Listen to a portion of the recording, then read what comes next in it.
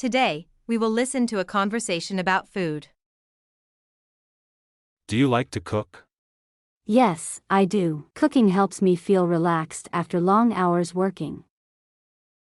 Is there any kind of food you don't like?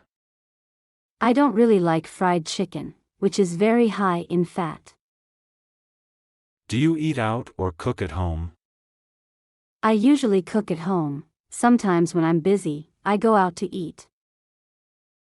How often do you cook? Just when I have free time. My mom is often responsible for preparing meals. She's the best cook ever.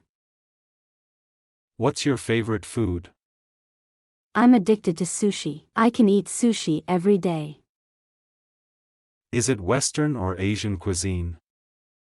It's Asian cuisine. Sushi is derived from Japan. Is it easy to make your favorite food? Yes, I guess. The recipe is quite simple. What ingredients do you need to make that food? I would need rice, eggs, meat, seafood, and vegetables. What do you think about fast food? I don't really like fast food. It's not healthy at all. Would you say that you have a healthy diet? Yes, I would. I prefer eating vitamins, protein, and less fat.